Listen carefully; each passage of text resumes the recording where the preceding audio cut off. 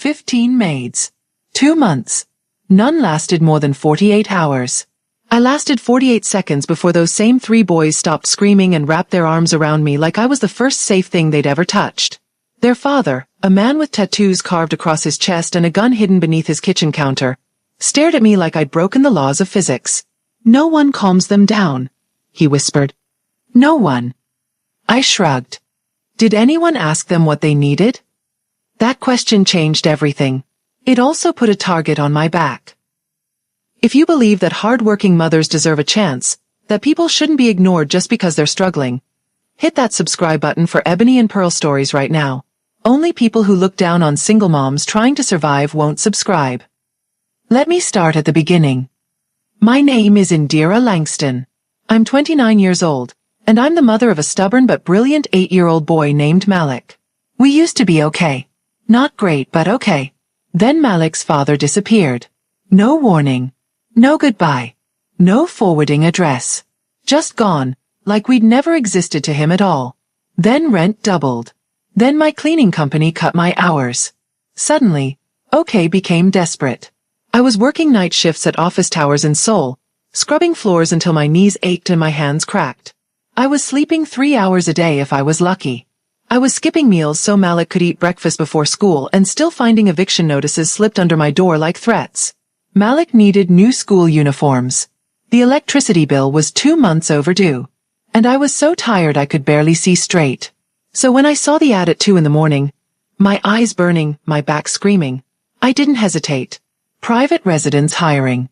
Live-in cleaner. Exceptional pay. Immediate start. No details about the employer. No mention of children. No address listed until you applied. I didn't care. I applied before I could talk myself out of it. I didn't know the job was in a penthouse in Gangnam, the most expensive neighborhood in Seoul. I didn't know the employer was rumored to be the next boss of the Biko clan. I didn't know he had 3 sons who had terrorized every adult within a 5-mile radius. I didn't know anything. I just knew I needed that job. The interview was at 6 in the morning. I'd worked my overnight cleaning shift until 4, gone home to make sure Malik was set for school, and arrived at the penthouse exhausted, desperate, and probably still smelling like industrial disinfectant. The woman who opened the door was Mrs. Han, the house manager. She wore a crisp gray uniform and looked at me with something that might have been pity, or maybe just recognition. "Ms. Langston? You're here for the housekeeping position?" "Yes, ma'am." "Do you have experience with children?" I blinked. The ad hadn't mentioned children. "I have an 8-year-old son," I said. "Does that count?" She paused. "It might." She stepped aside to let me in, then stopped. "Before you enter, I should warn you. Mr. Jang has 6-year-old triplet sons. They're spirited." Spirited. That was the nicest lie I had ever heard. "We've had 15 maids in 2 months, she continued. None lasted more than 48 hours. The posting said housekeeping, but frankly, we need someone who can manage the boys too. If you can handle both, the pay triples. 15 maids. 2 months. None lasting more than 48 hours. I should have run. But tripled pay meant I could quit my night job. It meant I could actually see Malik before he fell asleep.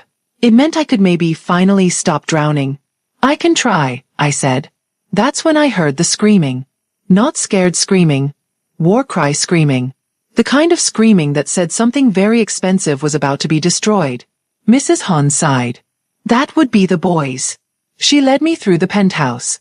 Despite the chaos echoing from deeper inside, the place was stunning. Floor-to-ceiling windows overlooking Seoul's glittering skyline. Modern furniture that probably cost more than I'd make in 5 years. Art on the walls that belonged in museums. And in the middle of all this luxury, 3 identical 6-year-old boys were creating absolute havoc. One was drawing on the wall with a black marker. Long, angry streaks spreading across the white surface like veins. One was throwing couch cushions into the air like grenades, shouting battle cries in Korean. One was chasing the robot vacuum, trying to ride it, crashing into furniture and cackling like a tiny villain. "Boys!" Mrs. Han's voice was sharp, commanding. "Stop this immediately." They didn't even glance at her.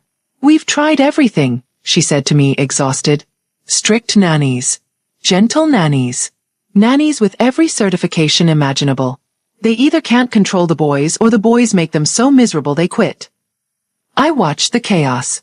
3 little boys testing every boundary, pushing every limit, begging for someone, anyone, to actually see them. And I thought about what no one else had probably asked. Have you tried asking them what they need? Mrs. Hahn stared at me. What? They're screaming and destroying things because something's wrong. Have you asked them what it is? They're 6. They don't know what they need. They know exactly what they need, I said. They just don't know how to ask for it yet. Before she could respond, I walked toward them. The boy drawing on the wall froze. He held the marker up like a weapon, eyes narrowed, daring me to yell at him like everyone else. Who are you? He demanded. Indira. I crouched down to his level. Who are you? The question threw him. He wasn't expecting it. June, he said finally. I'm Min, the one on the couch shouted. And I'm Tay, the vacuum rider added, finally stopping. I looked at all 3 of them. Marker-stained fingers. Cushion feathers in their hair. Sweat on their foreheads from all that destruction. And all 3 of you, I said quietly, are upset about something. They stared at me. Most adults yelled at them. Most adults tried to overpower them. Most adults lost. I asked a different question. What do you need? Silence. All 3 boys froze like I'd pressed pause on the entire room. And in that silence, the front door opened behind me. Mrs. Hahn straightened immediately. The air itself seemed to tighten. I turned around. And there he was. Jang Woo-bin. Tall. Broad shoulders. Expression completely unreadable. His black suit jacket was unbuttoned, and beneath it, no shirt. Just skin and ink. Intricate tattoos carved across his chest and shoulders like a living storm. Symbols I didn't recognize wrapping around muscle and bone. He looked like authority. He looked like danger. He looked like the kind of man who did not tolerate nonsense from anyone. Except maybe from the 3 little boys now clinging to my arms like I was the safest thing they'd ever touched. What is happening here? His voice was low. Controlled. It didn't need to be loud to command the room. The triplets' heads whipped toward him. Appa. They let go of me and ran toward him, then stopped halfway, remembering they'd been mid-destruction. Woo-bin's eyes traveled from the marker-stained wall, to the scattered cushions, to the vacuum still humming in circles. Then to me. You're the new cleaner? He asked. Yes. And the boys. He looked at them, then back at me, like he couldn't process what he was seeing. They were hugging you. Seems like it. He stared at me like I was a puzzle with missing pieces. No one calms them down, he said quietly. No one. I met his gaze and shrugged. Did anyone ever ask them what they wanted? The look on his face told me everything. He could command armies. He could run an empire. But he had no idea how to understand his own children. If you believe children deserve to be heard, not just controlled, subscribe to Ebony and Pearl Stories right now. Only people who think kids should be ignored won't hit that button. And comment what time you're watching this. Let's see who's here. Because what happened next in that penthouse changed everything. Not just for those boys, but for me. And trust me, I wasn't ready for any of it. Woo-bin was still staring at me like I performed some kind of impossible magic when Tay tugged at my sleeve. Indira's sigh, he whispered. Can you sit with us? I glanced at Mrs. Hahn, then at Woo-bin. Neither moved. So I sat, cross-legged, right there on the floor in the middle of the living room chaos. And all 3 boys immediately crawled onto my lap like baby koalas finding a tree. June pressed his face against my shoulder. Min wrapped his arms around my neck. Tay curled into my side like he was afraid I'd disappear if he let go. Woo-bin didn't move. He just stood there, frozen, watching his sons be gentle for what looked like the first time in years. They've thrown chairs at professionals, he said quietly, almost to himself. They've bitten nannies. They've screamed until their throats went raw. I didn't know what to say to that. So I just held them tighter. Later that afternoon, Mrs. Hahn pulled me aside while the boys napped. You should know something, she said, her voice low. About the boys. I waited. Their mother died 2 years ago. Since then, they haven't seen a therapist. Mr. Jang tried, but they refused to speak to anyone. They just shut down. Or exploded. My heart cracked. So all this chaos, I said slowly. The screaming, the destruction. Grief, Mrs. Hahn finished. Unmet needs. Fear of getting attached to anyone who might leave. I looked toward the bedroom where 3 little boys were sleeping peacefully for maybe the first time in months. They weren't wild. They were heartbroken. And no one had known how to help them carry it.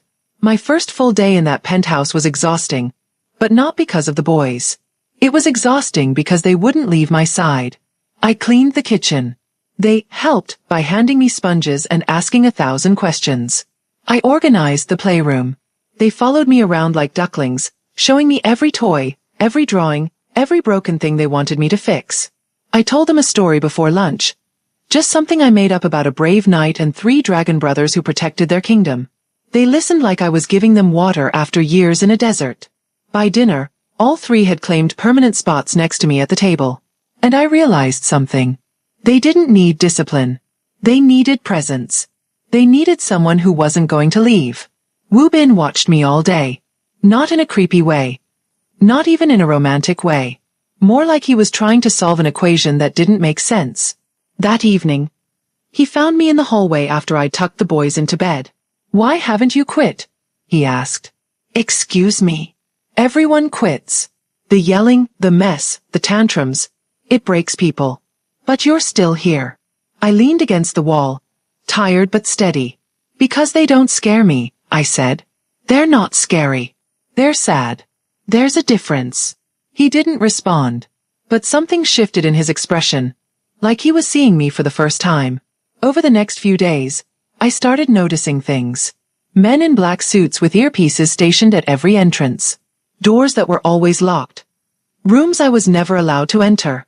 Meetings that happened late at night behind soundproof walls. Cash hidden behind books in the study. Stacks of it. More money than I'd ever seen in my life. And the way people spoke to Wu Bin, not like he was wealthy. Like he was dangerous. I started to suspect this wasn't just a rich man's penthouse. This was something else entirely. One night, I couldn't sleep. I wandered into the kitchen for water and found Wu Bin sitting alone at the table, staring at nothing. "You're up late," I said. "I don't sleep much." I sat across from him. "Me neither." Silence. Then he spoke, voice quieter than I'd ever heard it. "I don't know how to do this. The parenting. Any of it. Their mother. She was the one who knew how to reach them. I just provided. Protected. But I don't know how to be soft." I felt the weight of his words settle over the room. "I don't know how I'm still standing either," I admitted. "Some days I feel like I'm held together by caffeine and fear. But I keep going because Malik needs me to. And your boys, they need you to keep going too." He looked at me then. Not like a boss looking at an employee. Like one broken person recognizing another. That night, everything changed. I was half asleep when I heard the front door open. Urgent, hurried. Footsteps. Whispers. I crept to the hallway and saw a man I didn't recognize. Bruised, bleeding from his temple. Speaking rapidly to Wu Bin in Korean. I caught only fragments. The rival clan. They made their move. "Boss, it's not safe."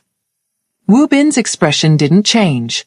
But his hand moved to the kitchen counter and pulled out a gun. A real gun. Hidden beneath the marble like it belonged there. My blood went cold. This wasn't just a rich man with sad children. This was the future head of a Korean crime syndicate. And I had just moved into his house. With my son waiting for me back home. I pressed myself against the wall, heart pounding, and thought, what have I gotten myself into? If you believe mothers and children deserve safety, not danger, subscribe to Ebony and Pearl Stories right now. Only people who side with violence and chaos won't hit that button. Drop a comment. Protect the innocent. Let's see who's really watching. Because what came next? It tested everything I thought I knew about survival. And about the man I was starting to trust. I should have left that night. I should have grabbed my things, walked out the door, and never looked back. But I thought about the eviction notices. The cut electricity. Malik needing school uniforms. And I thought about 3 little boys who'd finally stopped screaming because someone asked them what they needed. So I stayed. And I made a decision that would change everything. I brought Malik to live with me in the penthouse. Wu Bin didn't hesitate when I asked. "Bring him," he said. "There's a guest room. He'll be safe here." Safe. That word felt strange coming from a man who kept a gun beneath his kitchen counter. But I didn't have another choice. The next day, Malik moved in with his backpack, his soccer ball, and his 8-year-old suspicion of everything. "Why are we living with strangers?" he whispered to me that first night. "Because Mama needs this job," I said. "And these boys, they need us too." He didn't look convinced. But the next morning, something shifted. The triplets met Malik at breakfast, and it was like watching magnets click together. June showed him his marker collection. Min challenged him to a cushion fight. Tay asked if he wanted to race the robot vacuum. By lunch, all 4 boys were inseparable. Malik became the big brother they'd never had. And for the first time since their mother died, the triplets had someone their own size to play with. Someone who didn't treat them like problems. The breakthrough came 3 days later. I was cleaning the living room when I heard a crash from the boys' bedroom. Then screaming. But not the angry kind. The devastated kind. I ran in and found Tay on the floor, surrounded by broken glass. He'd knocked over a photo frame, the only picture of their mother displayed in the room. Her face smiled up from the shattered glass. Frozen in time. Tay was shaking, tears streaming down his face. "I broke it," he sobbed. "I broke Iyama. I broke her." June and Min stood frozen, pale with fear, like they expected punishment, or worse, for someone to take the photo away forever. I knelt beside Tay and pulled him into my arms. "You didn't break her," I said softly. "You broke the glass. That's all. The picture is still here. She's still here." He buried his face in my shoulder, crying so hard his whole body trembled. "I miss her," he choked out. "I miss her and I don't remember her voice anymore." That broke something open in all 3 of them. June started crying. Then Min. All 3 boys collapsed into me, sobbing. 2 years of grief finally finding somewhere to go. I held them and let them cry.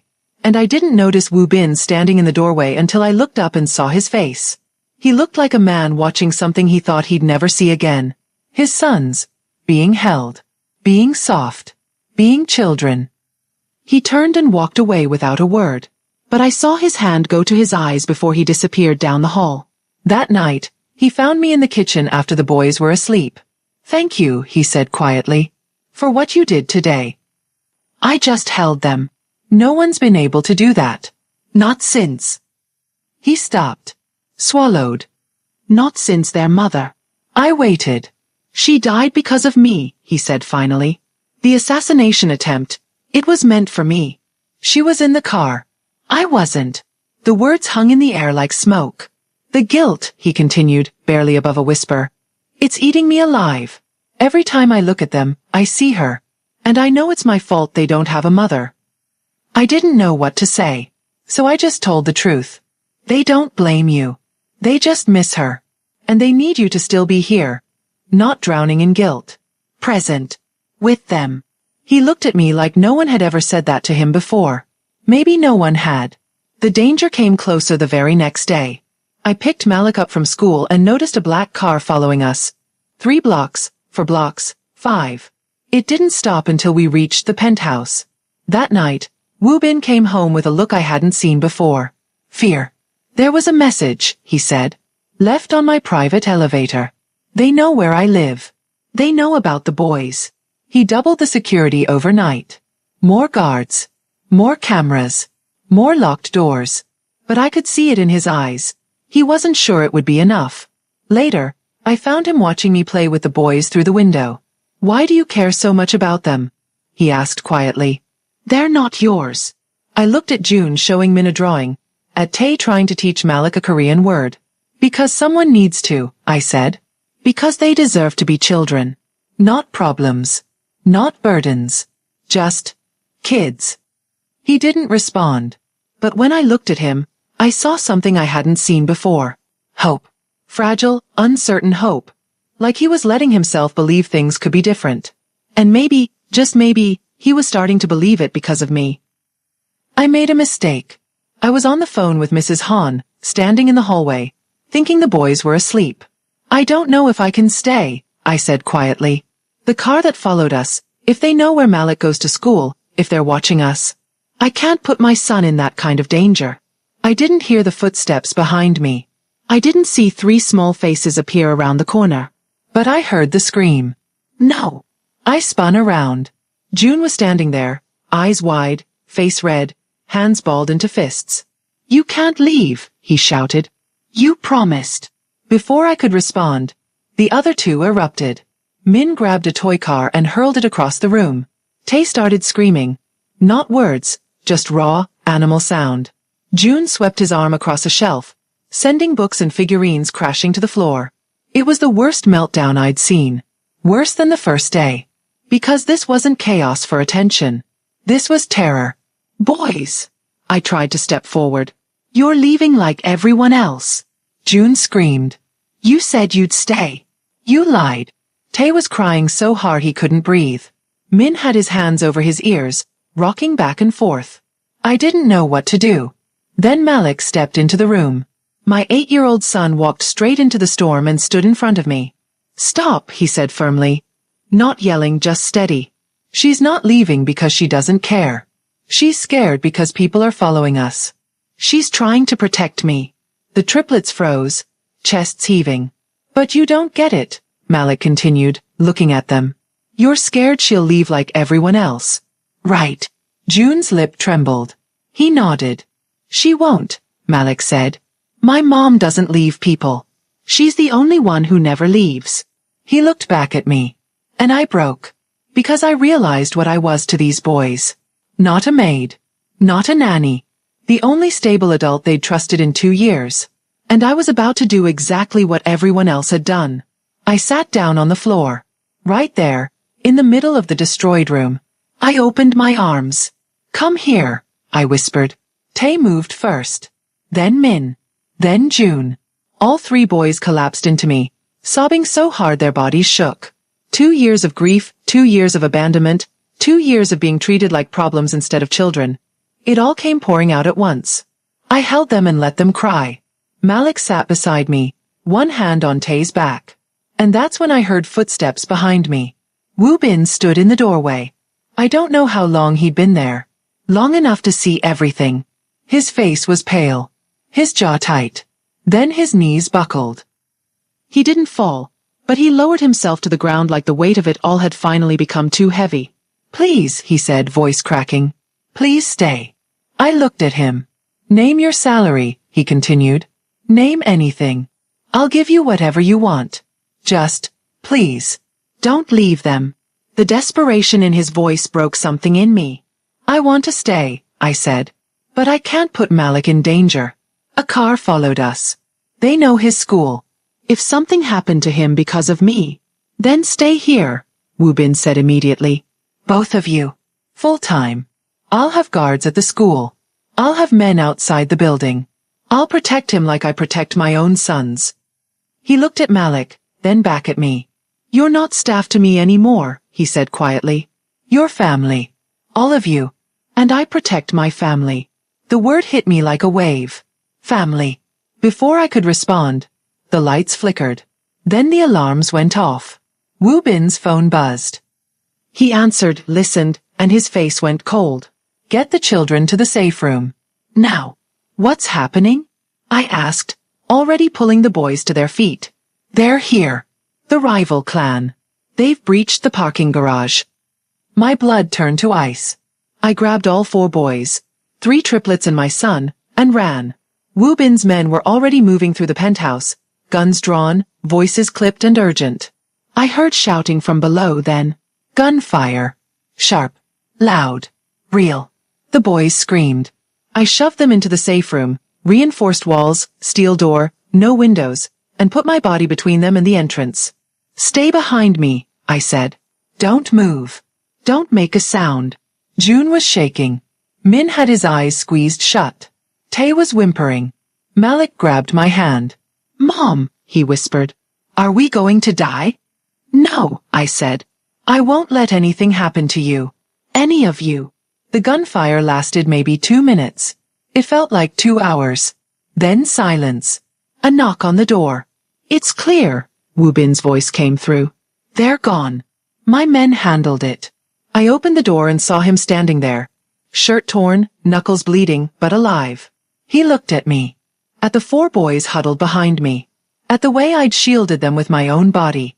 and something shifted in his eyes. Not gratitude. Something deeper. If you believe families deserve protection, not bullets, subscribe to Ebony and Pearl Stories right now. Only cowards who target innocent children won't hit that button. Comment, families over violence, if you stand against anyone who brings war to a home with kids inside. Because after that night, everything changed. Wu Bin made me a promise. And I made one back. But the rival clan wasn't finished. And the next move they made would force all of us to decide what we were really willing to sacrifice. The night after the attack, Wu Bin found me in the hallway outside the boys' room. His knuckles were bandaged. His shirt had been changed. But his eyes, they still carried the weight of what had almost happened. I won't let anything touch them, he said quietly. Or you. I swear it. I wanted to believe him. I think I did. Inside the room, the triplets were awake, huddled together on June's bed, waiting. When I walked in, all three heads turned toward me. June spoke first. Are you leaving us? His voice was so small, so scared. Min grabbed my hand. We'll be good forever. We promise. We won't break anything. We won't scream. Tae's eyes filled with tears. Just don't go. Please. Please don't go. I knelt in front of them. And I finally understood. They didn't need a maid. They didn't need someone to clean up after them or enforce rules or survive their chaos. They needed a mother. Someone who would stay. Someone who would see them. Someone who wouldn't walk out the door and never come back. And Wu Bin. He needed someone too. Not a nanny. Not an employee. A partner in the impossible task of raising 3 grieving boys while carrying his own unbearable guilt. I looked at their faces, tear-streaked, terrified, desperate. And I made my choice. I'm here, I said. I'm not going anywhere. All 3 of them crashed into me at once. Arms around my neck. Faces buried in my shoulders. Tiny hands gripping my shirt like I was the only solid thing in the world. I held them and let them hold me. Wu Bin appeared in the doorway. He didn't interrupt. He just watched. When the boys finally pulled back, sniffling, exhausted, but calm, he stepped forward. I want to offer you something, he said. Permanent residence here. Full protection for you and Malik.